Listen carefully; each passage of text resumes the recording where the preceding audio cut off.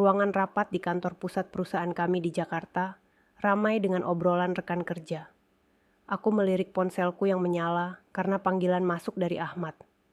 Aku keluar ke koridor, mengharapkan obrolan biasa seperti biasanya. Bagaimana perjalanan bisnisnya? Kapan pulang? Tapi suara Ahmad terdengar dingin dan sombong. Aku mau cerai darimu, katanya. Nadanya hampir seperti menang. Aku sudah jual rumah kita, jadi kamu harus cari tempat tinggal baru sendiri. Selamat menikmati itu. Sesaat, aku tak bisa bernapas. Keberaniannya, tanpa penyesalan sama sekali, hampir membuatku tertawa getir. Tanganku menggenggam ponsel lebih erat saat kata-katanya meresap. Kamu jual rumah itu? Tanyaku, menjaga suara tetap tenang. Ya, jawabnya dengan tawa kering. Nadia dan aku butuh uang itu untuk mulai hidup baru. Dia pantas dapat yang lebih baik daripada rumah kecil seperti itu. Nadia. Nama itu menyengat, meski aku sudah curiga berbulan-bulan ada orang ketiga. Malam-malam Ahmad yang sering pulang larut, perjalanan kerjanya yang mendadak, dan jarak yang semakin lebar di antara kami, semuanya menunjuk ke arah itu. Tapi mendengarnya menyebut nama Nadia begitu santai, seolah aku yang pengganggu dalam hidup mereka, membakar dadaku. Baguslah, jawabku datar. Tak ada niatku memberinya kepuasan mendengar aku hancur. Namaku Siti Aisyah, dan sampai panggilan itu, aku pikir aku menikah dengan pria yang bisa dipercaya. Ahmad dan aku sudah bersama selama 6 tahun, dan meski tak selalu sempurna, aku percaya pada ikatan kami. Kami bekerja keras untuk beli rumah itu. Sebuah rumah sederhana, 2 kamar di kawasan Jakarta Selatan, yang langsung aku suka begitu melihatnya. Bukan sekadar tempat tinggal, tapi simbol dari segala yang kami bangun bersama. Atau setidaknya itulah yang kupikir. Melihat ke belakang, ada tanda-tanda, retak kecil di fondasi yang kuingkari. Sikap Ahmad yang sering meremehkan saat aku tanya soal keuangan. Kebiasaannya menyampingkan kekhawatiranku dengan senyum manis dan ciuman cepat. Aku selalu anggap kepercayaan dirinya datang dari pengetahuannya yang luas. Sekarang aku sadar, itu dari kemampuannya memanipulasi aku.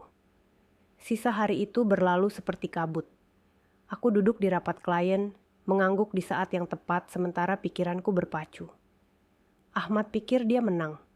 Dia pikir bisa tarik karpet dari bawah kakiku, jual rumah yang kukerjakan keras, dan pergi tanpa konsekuensi.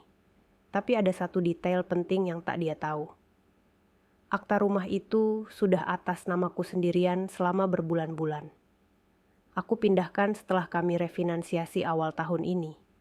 Langkah yang Ahmad setujui tanpa banyak pikir, karena berarti bunga lebih rendah. Dia tak pernah repot tanya detail atau baca dokumen yang dia tanda tangani.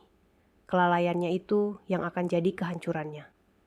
Di Jakarta yang panas dan lembab ini, hidup sehari-hari kami selalu diwarnai rutinitas Islami yang sederhana. Setiap pagi, sebelum berangkat kerja, kami sholat subuh berjamaah di ruang tamu kecil kami, dengan sajadah yang aku lipat rapi setelahnya. Ahmad dulu sering memimpin, suaranya tenang membaca Al-Quran, tapi belakangan dia sering buru-buru, bilang ada meeting pagi. Aku yang mengurus semuanya. Masak sahur halal dengan bahan segar dari pasar tradisional dekat rumah, seperti ayam kampung dan sayur organik, menghindari yang haram. Keluarga kami tak besar, tapi nilai-nilai seperti kesetiaan dan tanggung jawab rumah tangga selalu diajarkan orang tuaku di kampung Jawa Barat. Rumah tangga itu seperti masjid, harus dijaga kebersihannya dari dosa, kata ibu dulu. Aku lahir di Bandung, tapi pindah ke Jakarta untuk kerja di perusahaan konsultan ini. Hidup di ibu kota penuh tantangan, macet di jalan tol, hujan deras yang banjirkan jalan. Tapi rumah kami di pinggiran selatan jadi oasis. Pohon mangga di halaman kecil, angin tropis yang bertiup malam hari, dan suara adzan dari masjid terdekat yang selalu ingatkan waktu sholat. Ahmad, asal Jakarta asli, dulu janji akan jaga aku seperti Rasulullah jaga Khadijah. Tapi sekarang, semua janji itu hancur. Saat rapat berlangsung, aku ingat bagaimana kami beli rumah itu. Tabungan kami gabung setelah nikah siri dulu, lalu resmi di KUA. Aku yang urus administrasi, karena Ahmad sibuk dengan bisnis sampingannya. Kamu lebih teliti sayang, katanya selalu. Ternyata, ketelitian itulah yang selamatkan aku sekarang. Di koridor kantor, setelah panggilan itu, aku tarik napas dalam ingat ayat Al-Quran yang sering kubaca. Sesungguhnya setelah kesulitan ada kemudahan. Aku tak akan menangis di sini, di tengah rekan kerja yang sibuk dengan proyek mereka. Malam nanti, di hotel bisnis di pusat kota, aku akan rencanakan semuanya. Ahmad pikir aku lemah, tapi di dalam dada ini, api perlawanan sudah menyala. Hidup di Indonesia, di mana nilai gotong royong dan keluarga begitu kuat, aku tak sendirian. Ada saudara, teman, dan Allah yang selalu jaga. Panggilan itu bukan akhir, tapi awal dari perjuanganku. Aku bayangkan wajah Ahmad, sombong di telepon. Tapi dia tak tahu, rumah yang dia jual itu seperti tanah wakaf. Tak bisa diambil sembarangan. Di Jakarta yang ramai ini, di antara gedung pencakar langit dan warung nasi goreng pinggir jalan, aku akan bangkit. Saat aku kembali ke kamar hotel malam itu, keterkejutanku sudah berubah menjadi tekad yang kuat. Aku tak akan menangis atau memohon. Ahmad ingin bertarung? Baiklah. Tapi ini pertarungan yang akan aku menangkan. Di kamar hotel sederhana di kawasan Sudirman, Jakarta Pusat, dengan suara klakson mobil dan pedagang kaki lima yang masih ramai di bawah sana, aku duduk di tepi tempat tidur. Udara malam tropis yang lembab menyusup melalui jendela, membawa aroma hujan yang baru saja reda. Sebagai muslimah, aku ingat untuk sholat maghrib dulu, membentangkan sajadah kecil yang selalu kubawa dalam perjalanan bisnis. Dalam sujud, aku berdoa memohon kekuatan dari Allah Subhanahu wa Ta'ala, mengingat firman-Nya dalam surat Al-Insyirah. Sesungguhnya bersama kesulitan ada kemudahan. Setelah itu, barulah aku tenang dan siap bertindak. Panggilan pertama yang aku lakukan adalah ke Fatimah, pengacara sekaligus sahabat lamaku sejak kuliah di Universitas Indonesia. Kami berteman sejak masa ospek, sering saling dukung dalam karier masing-masing. Fatimah, dengan hijabnya yang selalu rapi dan pengetahuan hukumnya yang tajam, adalah orang yang tepat untuk situasi ini. Aku ceritakan semuanya dengan detail. Suaraku tetap tenang meski detak jantungku berpacu. Dia jual rumah itu, ulang Fatimah dengan nada tak percaya. Apa dia sadar bahwa dia tak bisa lakukan itu tanpa persetujuanmu? Rupanya tidak, jawabku. Sedikit nada geli menyusup ke suaraku. Dia pikir sudah habiskan uang itu untuk hidup baru dengan Nadia. Dia pantas dapat yang lebih baik, katanya. Fatimah tertawa kering. Ya, dia akan dapat kejutan buruk. Penjualan itu tak sah. Kamu bisa buktikan kepemilikan tunggal, dan jika dia sudah ambil uang dari pembeli, dia bisa kena tuduhan penipuan. Kata penipuan itu memberi kepuasan yang aneh bagiku. Di Indonesia, di mana nilai kejujuran dan amanah sangat ditekankan dalam ajaran Islam, tindakan Ahmad ini seperti melanggar patah sun servanda dalam hukum, tapi lebih dalam lagi, melanggar akhlak. Aku ingat bagaimana kami dulu sering diskusi soal halal haram dalam bisnis, saat makan malam bersama di rumah, dengan menu sederhana seperti rendang halal yang kumasak dari daging sapi segar pasar. Ahmad dulu bilang, bisnis harus barokah, tak boleh curang. Tapi sekarang, semua itu omong kosong. Apa yang harus kita lakukan? Tanyaku pada Fatimah. Pertama, kita beritahu pembeli bahwa penjualan tak legal, jawabnya. Lalu, kita buat surat resmi untuk Ahmad, jelaskan konsekuensi tindakannya. Jika dia masih nekat, kita bawa ke pengadilan. Saat aku tutup telepon, rasa tenang aneh menyelimuti diriku. Ahmad pikir dia lebih pintar dariku, bahwa dia tinggalkan aku tanpa daya dan pontang-panting. Tapi sebenarnya, dia justru siapkan dirinya sendiri untuk penghinaan terbesar. Di kamar hotel yang diterangi lampu neon lembut, aku bayangkan wajahnya yang sombong. Tapi aku juga ingat rutinitas kami di rumah.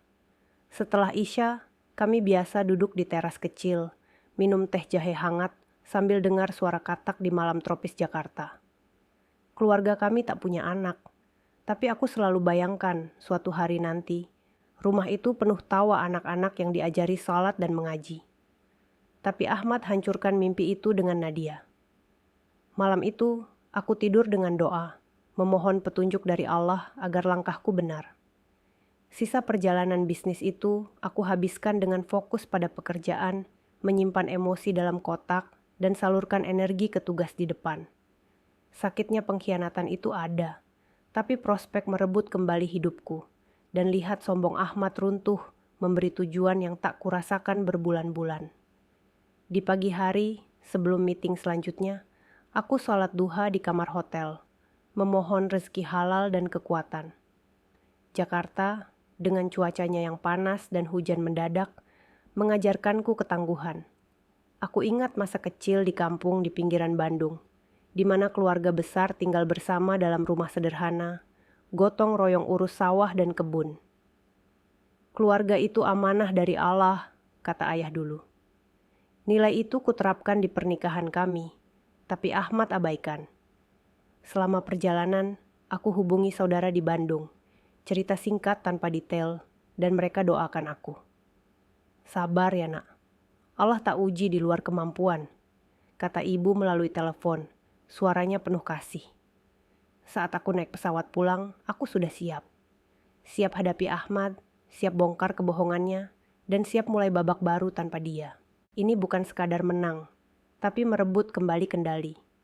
Penerbangan pulang memberi waktu berjam-jam untuk pikirkan bagaimana semuanya hancur. Keangkuhan Ahmad luar biasa.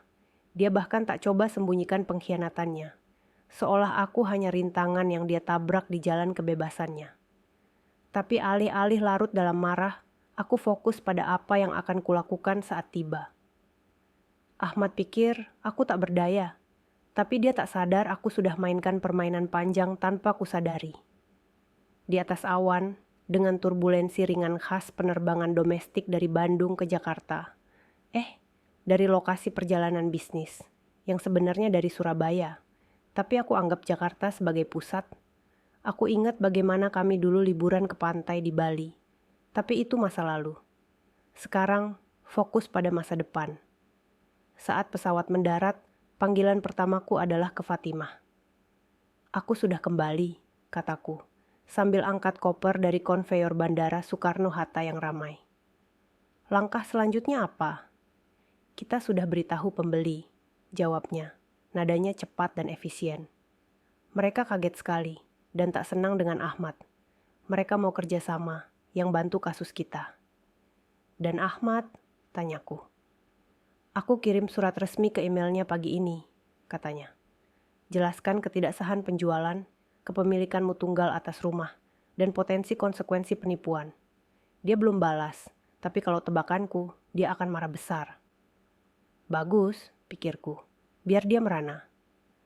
Di bandara yang penuh orang dengan tas jinjing dan aroma kopi luwak halal dari kedai, aku naik taksi pulang, hati siap hadapi apapun. Hidup di Jakarta mengajarkanku, di balik kemacetan dan hiruk pikuk, ada kekuatan dalam sabar dan doa. Ahmad akan segera tahu, dia tak bisa main-main dengan amanah rumah tangga. Saat aku tiba di rumah, suasana di dalam begitu sunyi. Seperti masjid yang kosong setelah sholat Jumat. Barang-barang Ahmad masih ada di sana.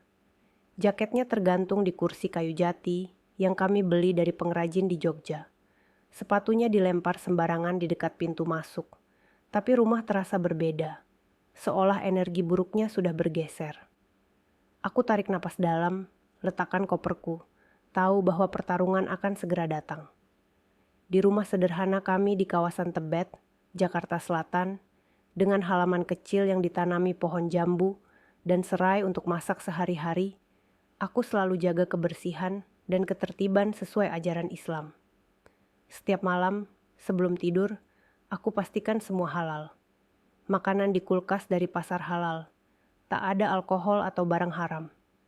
Tapi sekarang, rumah ini seperti medan perang yang tenang sebelum badai. Malam itu, Ahmad datang dengan langkah marah. Wajahnya merah padam dan ponselnya digenggam erat. "Apa-apaan ini?" bentaknya, sambil acungkan surat yang Fatimah kirim. Kamu bilang aku tak bisa jual rumah. Ini setengah milikku. Tidak, Ahmad, jawabku tenang, silangkan tangan. Bukan, akta rumah sudah atas namaku sendirian selama berbulan-bulan. Dia membeku, wajahnya campur antara bingung dan amarah. Apa maksudmu? Aku ambil akta dari map yang sudah kusipakan tadi. Angkat untuk dia lihat. Setelah kita refinansiasi awal tahun, aku pindahkan akta ke namaku. Kamu tanda tangan, ingat? Atau kamu cuma baca sekilas seperti biasa? Sesaat dia diam, lalu ekspresinya berubah jadi sinis. Kamu pikir kamu pintar sekali ya?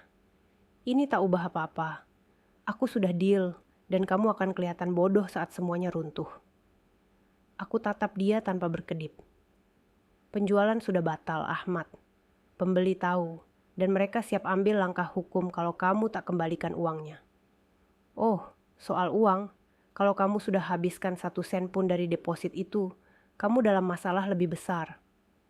Kepercayaan diri Ahmad goyah untuk pertama kalinya. Kamu tak tahu apa yang kamu omongkan, gumamnya, hindari pandanganku. Oh, aku tahu persis, kataku, suara tetap mantap. Kamu bertahun-tahun perlakukan aku seperti aku terlalu polos untuk sadari apa yang kamu lakukan. Tapi tahukah Ahmad, aku perhatikan semuanya, dan sekarang kamu harus tanggung konsekuensinya. Dia mulai mondar-mandir, frustrasinya memuncak. Ini gila, kamu lebay, kamu tak bisa usir aku dari sini?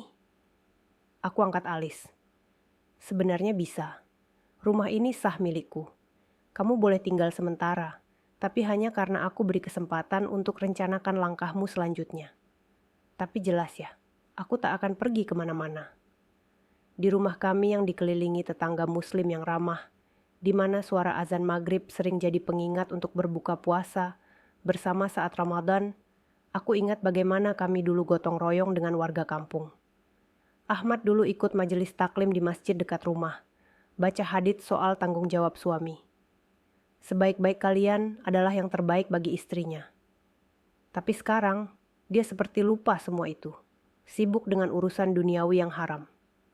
Hidup di Jakarta tropis ini, dengan hujan deras yang sering banjiri jalan dan membuat kami terjebak di rumah, mengajarkanku sabar. Aku tak marah berlebih, tapi tegas, seperti yang diajarkan dalam Al-Quran. Jangan biarkan zalim menginjak-injak. Beberapa hari berikutnya, amarah Ahmad berubah jadi keputusasaan. Dia telepon berulang kali, tinggalkan pesan suara yang berganti antara memohon dan mengancam. Aisyah, tolong dengar aku, katanya di satu pesan. Suaranya gemetar. Aku salah, tapi jangan hancurkan aku. Di pesan lain, lebih kasar. Kamu akan nyesal kalau terus begini. Sementara itu, Fatimah kerjakan semuanya di belakang layar. Pastikan setiap detail tertutup rapat. Pembeli batalkan kesepakatan. Marah pada Ahmad karena buang waktu dan uang mereka. Dan Fatimah siapkan dokumen awal untuk proses cerai. Posisimu kuat, Aisyah, katanya saat kami bertemu di kantornya di kawasan Kuningan. Ahmad tak punya pegangan.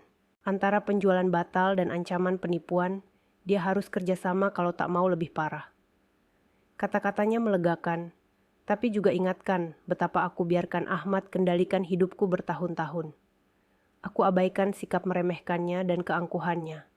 Bilang pada diri sendiri tak layak diperjuangkan. Tapi sekarang, aku lihat betapa banyak yang kuserahkan, dan aku tekad ambil semuanya kembali. Di rumah, aku mulai atur ulang. Setiap pagi setelah sholat subuh, aku minum kopi tubruk halal sambil rencanakan hari. Dengar suara burung di pohon mangga halaman. Nilai keluarga Indonesia, di mana istri sering jadi tulang punggung rumah tangga secara diam-diam, membuatku kuat. Aku hubungi saudara di Bandung, cerita lebih detail, dan mereka dukung. Kamu tak sendirian, nak. Kami doakan di sini. Semoga Allah beri jalan terbaik. Malam hari, di teras dengan angin malam yang sejuk meski lembab, aku renungkan hidup kami. Dulu, kami sering ikut pengajian bersama, belajar soal sabar dalam rumah tangga. Tapi Ahmad ganti prioritas, lebih pilih urusan bisnis yang tak barokah. Sari, Sahabatku sejak SMA di Bandung datang suatu malam bawa makanan ringan halal dari warung favorit kami, martabak manis dan es cendol. Kami sering berbagi cerita hidup, saling ingatkan untuk sholat tepat waktu. Gimana dia tanggapi semua ini? Tanyanya, sambil angkat salah satu dasi Ahmad yang norak dengan senyum. Tak baik, jawabku, tertawa meski hati pilu. Dia masih yakin bisa bicara keluar dari masalah, tapi aku tak goyah. Bagus, katanya, lempar dasi ke kotak. Dia tak pantas ambil ruang atau waktumu. Aku angguk, rasakan gelombang syukur atas dukungannya. Lama sekali aku rasakan sendirian dalam pernikahan. Tanggung beban emosi dan finansial, sementara Ahmad ambil pujian. Tapi sekarang, aku punya orang-orang di sisi, dan itu beda sekali. Kami kemas barang Ahmad, tumpuk rapi di sudut ruang tamu, sambil cerita masa lalu. Bagaimana kami dulu gotong royong bantu tetangga banjir, atau puasa sunnah bersama, di Jakarta yang penuh tantangan, dengan kemacetan dan polusi, tapi juga kehangatan komunitas muslim. Aku sadar nilai itu. Keluarga dan sahabat adalah rezeki dari Allah. Potongan akhir rencanaku jatuh pada tempatnya hari Ahmad bawa Nadia ke rumah. Aku duduk di meja makan, tinjau dokumen, saat mereka masuk seperti pemilik rumah. Nadia lihat sekeliling dengan senyum sombong. Lengannya melingkar di Ahmad. Jadi ini tempat kita tinggal, katanya, nada penuh hak. Aku berdiri, jantung berdegup tapi tekad tak goyah. Tidak, kataku tegas. Ini tempat Ahmad tinggal sementara. Kamu, Nadia, tak akan tinggal di sini sama sekali. Senyumnya pudar, dia pandang Ahmad yang tampak kaget. Apa ini? Tuntut Ahmad, suaranya meninggi. Ini, kataku, sambil tunjuk apartemen di sekitarku, adalah rumahku. Bukan milikmu, bukan miliknya. Dan pasti bukan penginapan untuk kalian bermesraan setelah tikam aku dari belakang. Ekspresi Nadia berubah dingin, tapi dia diam saja. Ahmad, sebaliknya, tampak seperti akan meledak. Kamu tak bisa lakukan ini, bentaknya. Kamu tak masuk akal. Aku tatap matanya, tak bergeming. Tidak, Ahmad. Yang tak masuk akal adalah pikirmu bisa jual rumahku, ambil uangnya, dan harap aku diam saja. Kamu beruntung aku belum lapor polisi untuk sekarang. Ahmad berdiri di ambang pintu, wajahnya merah karena frustrasi, sementara Nadia lipat tangan, tampak semakin tak nyaman. Kamu gila, Aisyah, katanya. Suaranya penuh keputusasaan. Kamu tak bisa usir aku dari rumahku sendiri. Aku maju selangkah, suaraku tenang tapi tegas. Ini rumahku, Ahmad. Akta sudah atas namaku berbulan-bulan, dan kamu tahu itu. Kamu tanda tangan dokumen tanpa baca, seperti biasa. Nadia pandang Ahmad. Tangannya yang manikur rapi genggam tas lebih erat. Tunggu, apa yang dia maksud? Tanyanya, nadanya tajam. Kamu bilang ini rumahmu, bahwa kamu sudah jual. Ahmad menyusut. Coba usir dia. Ini rumit, biar aku urus. Oh, tak rumit, kataku. Maju lebih dekat. Kamu coba jual rumah yang bukan milikmu. Penjualan itu batal, Ahmad. Dan sekarang, kamu tak punya dasar. Komposur Nadia pecah. Maksudmu uang yang kamu bilang sudah punya. Dia berhenti, suaranya naik. Ya Allah, apa kamu bohong soal itu juga? Nadia, biar aku jelaskan, kata Ahmad cepat, angkat tangan. Tapi aku potong. Tidak, biar aku jelaskan. Ahmad coba jual rumah di belakangku, pikir bisa kantongi uang dan tinggalkan aku tanpa apa-apa. Yang tak dia tahu, aku sudah pindah akta ke namaku berbulan lalu. Jadi bukan saja gagal jual, tapi juga lakukan penipuan dengan pura-pura bisa. Mulut Nadia terbuka tutup seperti ikan kehabisan air. Penipuan, bisiknya. Mundur selangkah dari Ahmad. Serius? Ya, penipuan, kataku, lipat tangan. Dan aku siap tuntut kalau dia tak ambil barangnya dan pergi sebelum hari gelap. Di rumah kami yang biasa diisi suara azan dari masjid kampung, di mana tetangga sering saling bantu saat musim hujan tropis banjiri jalan. Aku ingat nilai Islam, jujur dan amanah dalam rumah tangga. Ahmad dulu janji di depan penghulu KUA. Aku terima nikahnya dengan mahar yang disebut. Tapi sekarang, semua itu hancur karena nafsu. Fasad Ahmad akhirnya retak. Kamu tak bisa lakukan ini, Aisyah, katanya. Suaranya memohon sekarang. Kita bersama 6 tahun. Kamu tak bisa buang aku begitu. Kamu buang aku saat telepon itu, kataku. Suara mengeras. Kamu bilang cerai dan tertawa soal aku harus cari tempat baru. Kamu bukan saja khianati aku, Ahmad. Kamu coba hancurkan aku. Jadi jangan berdiri di situ dan pura-pura jadi korban. Nadia mundur lagi. Matanya bolak-balik antara kami. Ini gila, gumamnya. Genggam tas lebih erat. Kamu tak cerita ini semua, Ahmad. Kamu bilang semuanya sudah urus. Ahmad balik ke dia, wajah penuh keputusasaan. Nadia, aku bisa perbaiki. Aku cuma butuh... Dia angkat tangan potong. Jangan saja. Aku tak mau terseret ke masalahmu. Tanpa kata lagi, dia putar badan dan keluar dengan langkah cepat. Pintu tutup di belakangnya. Aku tak tahan senyum saat pintu klik tertutup. Sepertinya kamu sendirian sekarang, kataku. Balik ke Ahmad. Sekarang, mari bicara apa selanjutnya. Dia ambruk ke sofa, tutup wajah dengan tangan. Aisyah, tolong. Aku salah besar. Aku tahu, tapi kamu tak harus lakukan ini. Kamu benar, kataku. Ambil map dari meja dapur dan letak di depannya. Aku tak harus, tapi aku akan. Ini dokumen cerai. Pengacaraku sudah siapkan, dan saranku tanda tangan cepat. Semakin cepat, semakin baik buat kita berdua. Dia tatap map itu, wajah pucat. Kamu benci aku sebenci itu? Benci kamu? Aku tertawa getir. Tidak, Ahmad, aku tak benci. Aku kasihan kamu. Kamu punya segalanya. Seseorang yang cintai kamu. Rumah yang kita bangun bersama. Dan kamu buang semua karena tak bisa lihat melewati ego sendiri. Aku berdiri, jantung berdegup tapi tekad tak goyah. Aku mau kamu keluar sebelum hari gelap. Ambil barangmu dan cari tempat tinggal. Ini terakhir aku beri kelonggaran. Dia buka mulut mau argumen tapi berhenti. Bahunya merosot kalah. Baiklah, gumamnya. Aku pergi. Bagus, kataku. Jalan ke pintu. Dan jangan pikir coba apa-apa lagi. Fatimah sudah urus semuanya. Dan kalau kamu langgar lagi, aku tak ragu biar pengadilan urus. Saat aku buka pintu, Ahmad pelan berdiri. Ambil mantelnya. Dia tak pandang aku saat keluar. Langkahnya berat dengan kekalahan. Sesaat aku rasakan sedih, bukan untuk dia, tapi untuk hidup yang bisa kita punya kalau dia jadi pria yang kupikir. Tapi momen itu cepat lewat, ganti dengan rasa lega. Aku tutup pintu di belakangnya, kunci dengan kunci baru yang kubuat. Ini rumahku sekarang, dan tak ada yang, terutama Ahmad, akan ambil lagi dariku.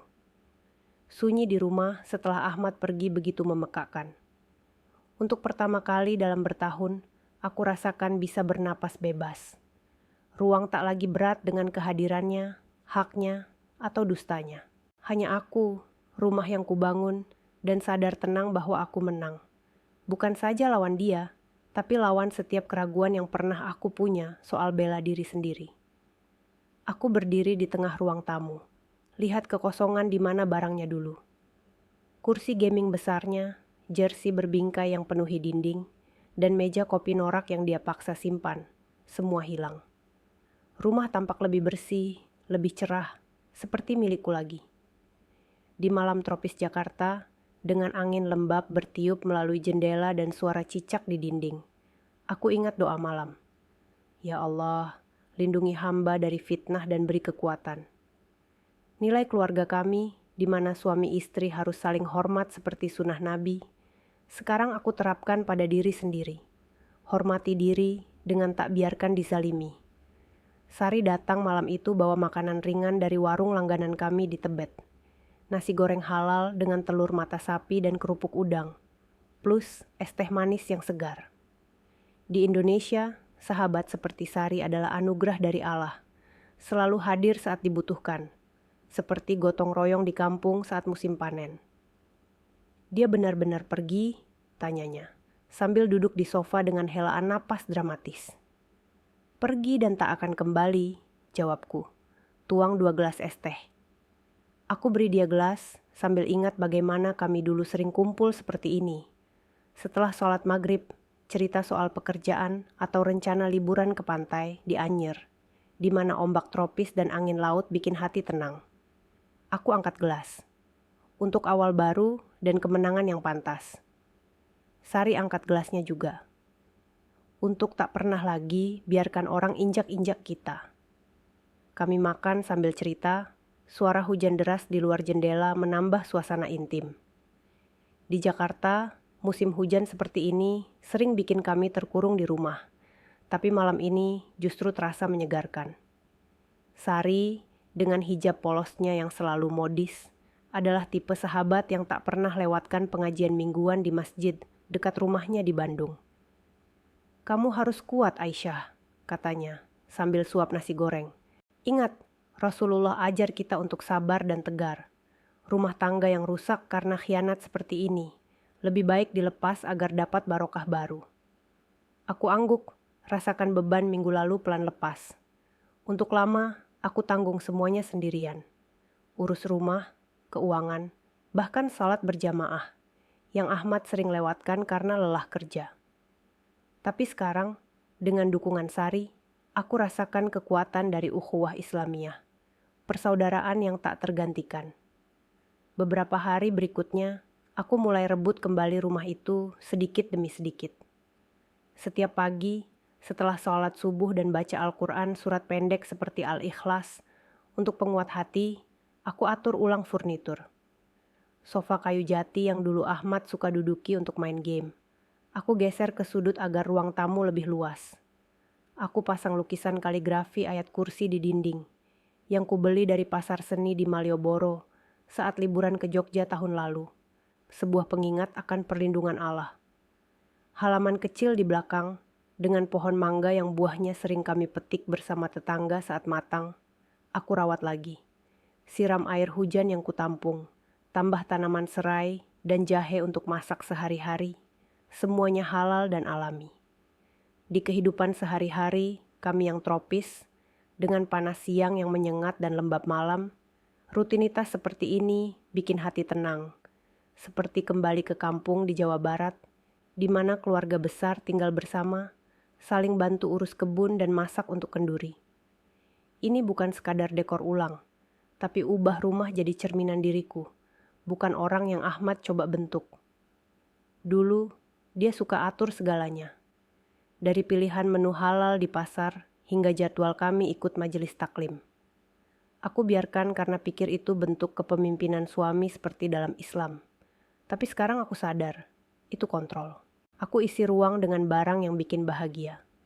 Sajadah baru berwarna hijau lembut untuk salat, rak buku penuh tafsir Al-Quran, dan novel inspiratif tentang perempuan kuat seperti Khadijah radhiyallahu, dan diffuser minyak esensial kayu putih untuk hilangkan bau lembab khas Jakarta.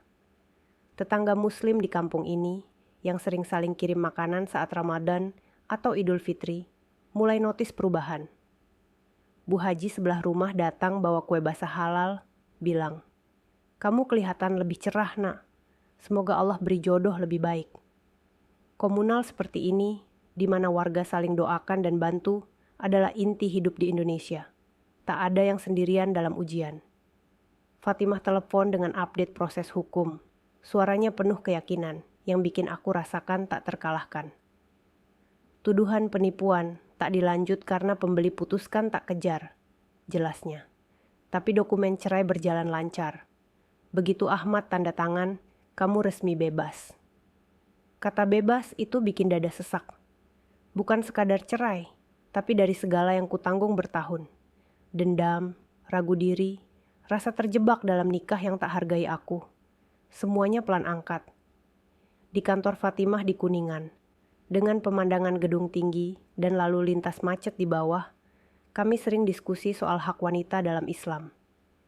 Cerai itu halal kalau sudah tak ada kebaikan.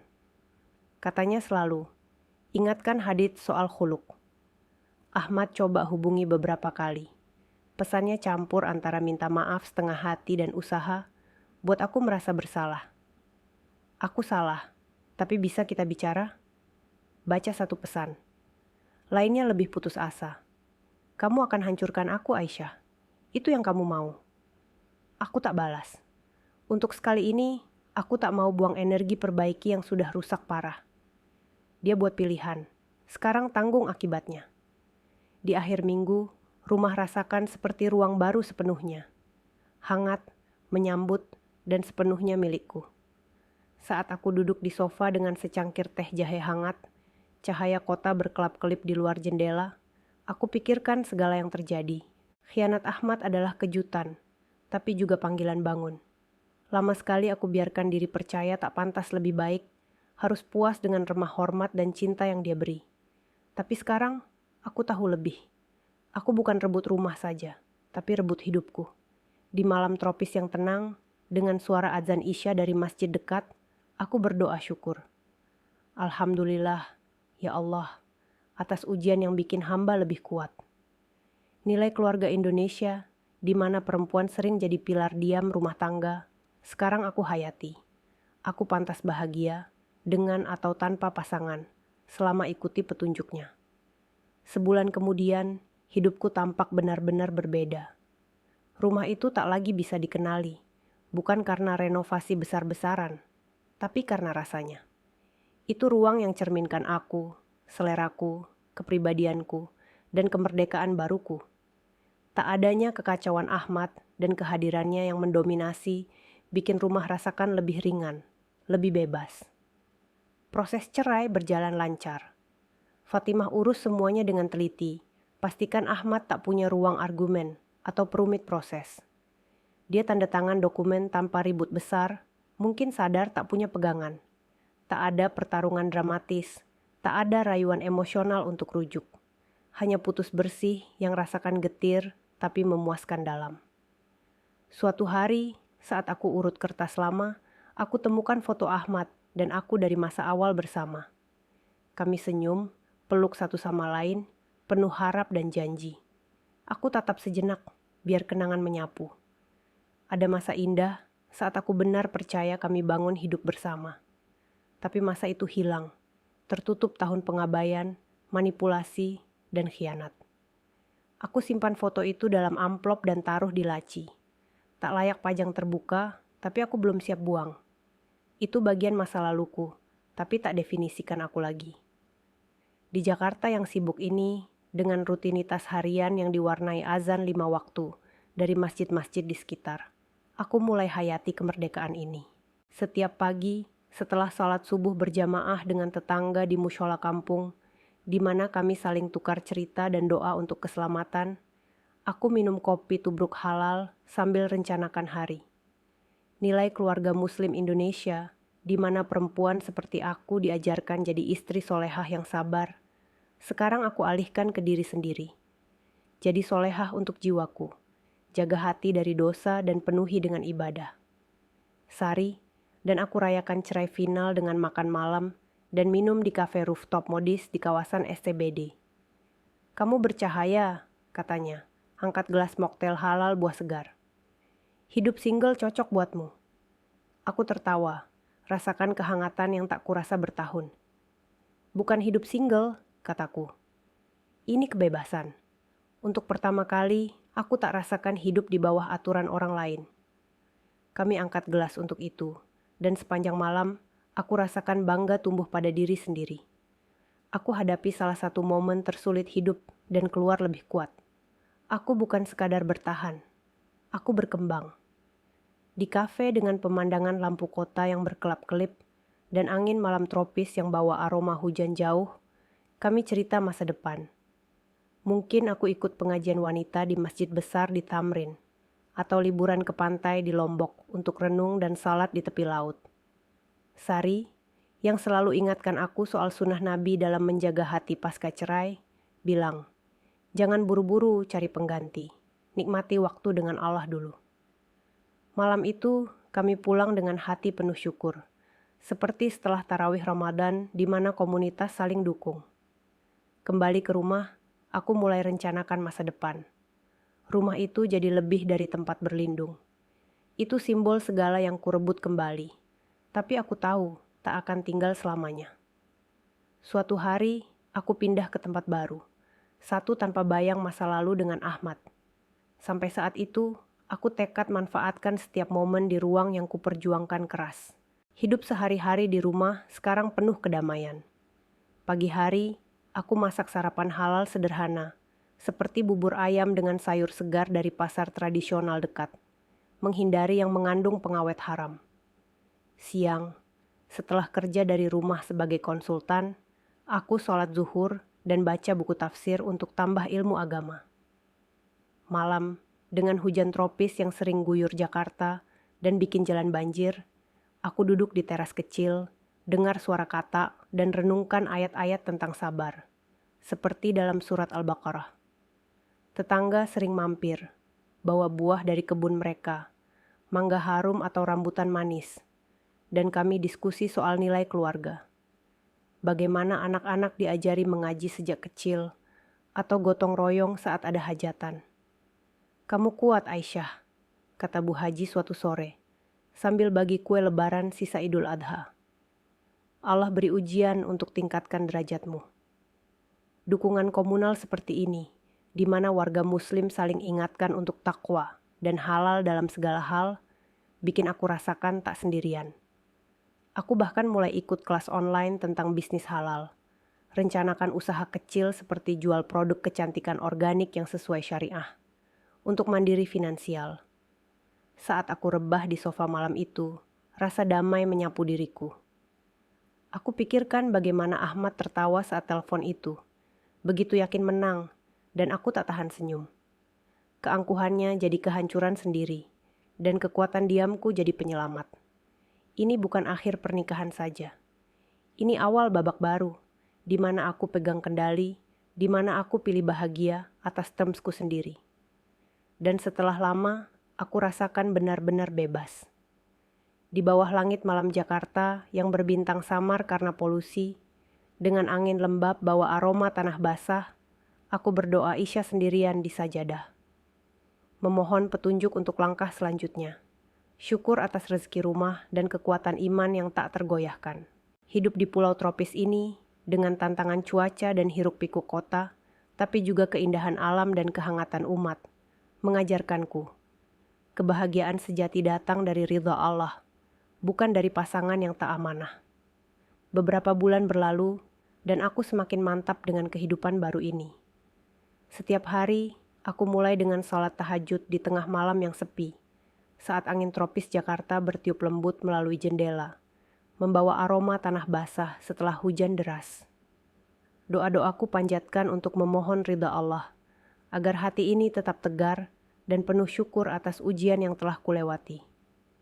Di pagi hari, suara azan subuh dari masjid kampung membangunkan warga, dan aku bergabung dengan tetangga untuk salat berjamaah di mushola sederhana di ujung gang. Di sana, kami saling sapa dan tukar cerita.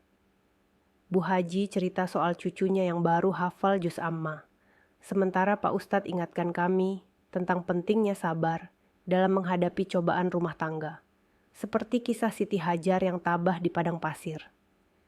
Nilai gotong royong ini, di mana komunitas muslim saling dukung seperti keluarga besar, membuatku rasakan kehangatan yang tak pernah kuperoleh sepenuhnya dari Ahmad. Aku mulai isi hari dengan kegiatan yang barokah. Setelah salat, aku masak sarapan halal seperti nasi uduk dengan ayam goreng kampung dan sambal terasi, bahan-bahan segar dari pasar tradisional dekat rumah yang selalu ramai pedagang muslim. Tak lagi ada Ahmad yang mengatur menu atau mengeluh soal masakanku. Sekarang, aku bebas pilih apa yang kuinginkan, sesuai selera Jawaku yang suka pedas dan gurih. Siang hari, sebagai konsultan lepas, aku kerja dari rumah, dengan jeda sholat zuhur dan asar, yang kujalani dengan khusyuk, baca surat Al-Waqiah untuk mohon rezeki halal yang melimpah. Di sore hari, aku sering jalan-jalan ke taman kota terdekat, di mana pohon-pohon kelapa bergoyang ditiup angin tropis, dan anak-anak bermain layang-layang sambil orang tua mereka duduk di bawah pohon. Cerita soal hidup di Jakarta yang panas dan lembab ini, dengan banjir musiman yang sering datang, aku belajar menghargai momen kecil. Hujan deras yang membersihkan udara, atau buah mangga matang dari pohon halaman yang kubagi dengan tetangga sebagai sedekah. Fatimah, sahabat dan pengacaraku, sering mampir untuk update. Semua sudah selesai, Aisyah. Ahmad tak bisa ganggu lagi. Kamu bebas sepenuhnya. Kata-katanya seperti angin segar, mengingatkan bahwa cerai ini bukan akhir, tapi pintu ke kehidupan lebih baik, sesuai fatwa ulama tentang khuluk bagi wanita yang dizalimi. Aku tak lagi simpan dendam. Malah, aku doakan Ahmad agar tobat dan temukan jalan benar, seperti ajaran Islam yang tekankan maaf untuk membersihkan hati. Sari, sahabat setiaku, ajak aku ikut pengajian wanita di masjid besar di kawasan Menteng setiap Kamis malam. Di sana, kami belajar tafsir Al-Quran tentang kekuatan perempuan, seperti Maryam As-Sebul, yang tabah sendirian tapi penuh iman. Kamu inspirasi, Aisyah, kata Sari suatu malam, sambil kami minum wedang jahe hangat setelah pengajian. Banyak saudari yang cerita mirip dan ceritamu beri harap. Di komunitas ini, di mana wanita saling dukung melalui doa dan nasihat, aku rasakan ukhuwah yang kuat, seperti keluarga besar di kampung Bandung dulu, di mana nenek ajar aku nilai-nilai Islam sejak kecil. Rumah tangga itu ibadah, tapi kalau tak barokah, lebih baik pisah dengan baik. Aku mulai rencanakan liburan kecil ke pantai di Banten, di mana ombak Samudra Hindia bergulung dan angin laut tropis menyegarkan jiwa. Di sana, aku bayangkan salat di tepi pantai, dengar debur ombak sebagai pengingat kekuasaan Allah. Mungkin suatu hari, aku pindah ke rumah baru di pinggiran Bogor, dengan udara pegunungan yang sejuk dan kebun kecil untuk tanam sayur organik halal, jauh dari hiruk-pikuk Jakarta. Tapi untuk sekarang, rumah ini cukup, simbol perjuanganku, tempat aku belajar mandiri. Malam hari, setelah sholat Isya dan witir, aku sering duduk di teras, dengar suara jangkrik dan katak di malam lembab, renungkan perjalanan ini. Ahmad dulu tertawa sombong di telepon, yakin menang, tapi sekarang aku yang tersenyum. Keangkuhannya hancurkan dirinya, sementara sabar dan imanku selamatkan aku. Ini bukan akhir pernikahan saja, tapi awal babak baru, di mana aku pegang kendali, di mana aku pilih bahagia atas syaratku sendiri, selaras dengan ridho Allah. Di Pulau Jawa yang tropis ini, dengan musim hujan yang bawa berkah air dan panas yang uji ketabahan, aku pelajari bahwa hidup seperti sawah. Harus dirawat dengan sabar, dijaga dari hama dosa, dan panen akan datang pada waktunya. Keluarga dan sahabat adalah pupuknya, agama adalah airnya. Aku tak lagi merasa kesepian, malah aku penuh harap. Mungkin suatu hari, kalau Allah izinkan, aku temukan pasangan yang amanah, yang hormati aku seperti sunnah Nabi terhadap istri-istrinya. Tapi untuk sekarang, aku cukup dengan diri sendiri, dengan doa-doaku, dan dengan keyakinan bahwa setelah kesulitan, pasti ada kemudahan, seperti janjinya dalam Al-Quran. Dan setelah lama, aku rasakan benar-benar bebas, seperti burung yang lepas dari sangkar, terbang bebas di langit biru Indonesia.